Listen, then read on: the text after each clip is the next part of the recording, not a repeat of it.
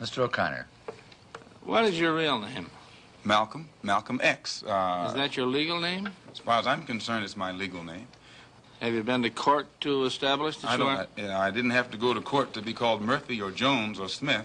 Excuse me for answering you this way. That's if all right. a Chinese person were to say his name was Patrick Murphy, you would look at him like he's insane, because Murphy is an Irish name, a European name, or the name that has a Caucasian or white background. And a yellow person, Chinese is a yellow man, and he has nothing to do or no connection whatsoever with the name Murphy. And if it doesn't look proper for a person who is yellow or Chinese to be walking around named Murphy or Jones or Johnson or Bunch or Powell, I think it would be just as improper for a black person or the so-called Negro in this country, as we're taught by the Honorable Elijah Muhammad, to walk around with these names. And therefore he teaches us that during slavery, the same slave master who owned us put his last name on us to denote that we were his property. So that when you see a Negro today who's named Johnson, if you go back in his history, you'll find that he was once his grandfather, or one of his forefathers was owned by a white man who was named Johnson. If his name is Bunch, his grandfather was owned by a white man that was named Bunch. Would you mind telling me what your father's last name was? My father didn't know his last name. My father got his last name from his grandfather, and his grandfather got it from his grandfather, who got it from the slave master.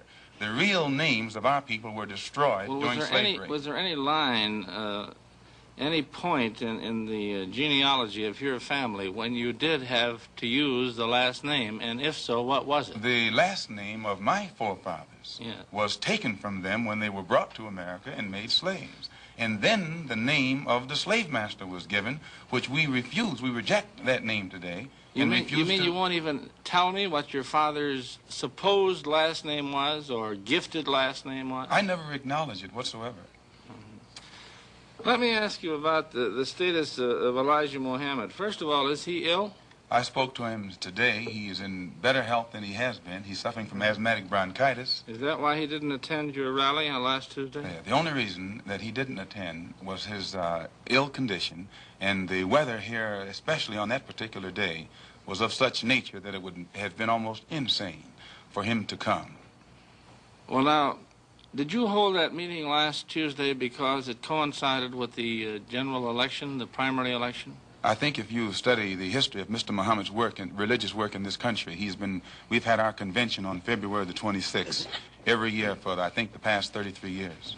Well, now, while you don't care to discuss your former name or the name that the slave master gave to your antecedents, it is a matter of record that Muhammad's last name was Poole, Elijah Poole. No, that's the name that his slave master gave to his grandfather or great-grandfather, but that's not his name. Well, his mother and father thought when they called him Elijah Poole that was his name. They didn't know any better. Well, if they didn't know any better or not, they thought that was his name. Yes, sir, but, sir... Well, what I'm trying to find out is when did he cease to be Elijah Poole and get to be Elijah Muhammad? In 1931, I think it was, in Detroit, he was taught the true history of our people and made aware at that time that he was wearing an English name, and by not being an Englishman, he looked out of place.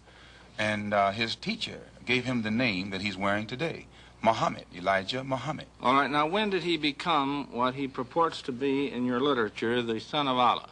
I've never heard the Honorable Elijah Muhammad referred to as the son of Allah. The prophet of Allah. Okay. I've never heard him referred to as the prophet of Allah. What do you refer to him Messenger of Allah. All right, the messenger of Allah, and I appreciate the correction. Yes, he says that a prophet is somebody who predicts the future, and he's not predicting the future, whereas a messenger is someone who carries a message that has been given to him by one who authors that message. Well, now, who gave him the message, and to whom is it supposed to be delivered? Master W.F. Muhammad, the one who taught him, is the author of the message.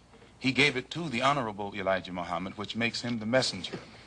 And he's to deliver that message of truth and righteousness to the 20 million American so-called Negroes, which means he's to teach us the truth, which will awaken us, and then show us how to live a life of righteousness, which will automatically qualify us for recognition as human beings by all other righteous human beings here on this earth. Well, now, one other question. With reference to what Mr. Hurlbut asked you a little bit ago, you took a very moderate position of wanting independence without having any hatred for the whites. Do I understand that correctly? Hatred is not involved in it whatsoever. Well, I recall in a recent plane crash, I mean 2 or 3 years ago, or less than that, a charter flight on Air France in which a group of people from Atlanta, Georgia, were, as they say in the business, as they took off from Orly Field. And you were quoted at that time as expressing great gratification that this tragedy had occurred. Do you recall that? I recall it. What did you say? Do you remember? The press misinterpreted it and misrepresented it. What did you say? They said that it was made at a Muslim meeting. It wasn't. It was made at a rally of Negroes, Baptist, Methodist, Catholic, and otherwise in Los Angeles, who were rallying to protest the brutal shooting of 7 unarmed Negroes and what did you by say? heavily armed white policemen in the city of Los Angeles. And because we are a people who have been taught by the Honorable Elijah Muhammad to never carry weapons of any kind, but to get on God's side and rely on God to fight our battles for us, at the time that these brothers were shot down so brutally, I pointed out at the funeral of the brother who died that God would step in and take a hand in giving us some form of justice for the brutal killing of our brother. And when the plane crashed in France, I pointed out to the crowd at this rally that this was an act of God showing his wrath or complete resentment over the brutal form of injustice that had been inflicted upon our poor unarmed brothers. Were you saying that, or do you believe that?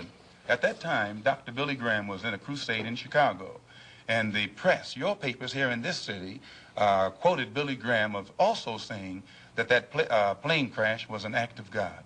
And if you take time to check the newspapers, I think that you'll find that this is correct. But no one thought that Billy Graham was so wrong when he attributed the crash of this plane to his God. But when we say that it come from our God, then we're looked upon as being, outrageous. I know, but you took the position that this was a matter of satisfaction to you for an injustice done against you, and I think that that's a trifle severe. We did not think that it was a coincidence that 120 of the whites on this plane came from the state of Georgia, a state that has the worst record in the history of America for the mistreatment of black people in this country. Worse than Mississippi? They maybe are a little less, Mississippi is a little less hypocritical today than Georgia, but both of them are still practicing the same thing. Now the whites in Georgia bite Negroes with a smile, whereas they used to bite them with a growl. But they're still being bitten, and we don't think that it is any worse to be bitten with a smile than it is to be bitten with a growl. Mr. Calvert. While we're on the subject of Mississippi, what is your organization's position of what happened in Mississippi in the past 6 months? Such as what? Such as the James Meredith incident and the enrollment of him in the university. Well, the Honorable Elijah Muhammad wants justice for every one of the 20 million so-called Negroes. And to just take one Negro and stick him in college with the aid of 15,000 troops and at a cost of $6,000 is a disgrace. It's a waste of taxpayers' money. It's a farce. It's hypocrisy. Because if it's right for one Negro to be forced into that university, then every Negro in the state of Mississippi who is qualified has the same right to go to that university. And if the government is not ready and willing to enforce the right of every Negro in the state of Mississippi, then, in my opinion, sir, it's only hypocrisy to pretend that they are for justice by pushing one Negro in and blowing it up all over the world to make it look like they're solving the problem when millions of black people in that state are still going to segregated schools and getting an inferior education. Does your organization encourage members to attempt to enter schools that have been known as all white in the past? The Honorable Elijah Muhammad doesn't discourage us from attending white schools, but he does say that it is better for us to go to our own schools, and after we have a thorough knowledge of ourselves, of our own kind, and racial dignity has been instilled within us, then we can go to anyone's school and we'll still retain our race pride, our racial dignity, and we will be able to avoid the subservient inferiority complex that most Negroes have or that is instilled within most Negroes who receive this sort of integrated education.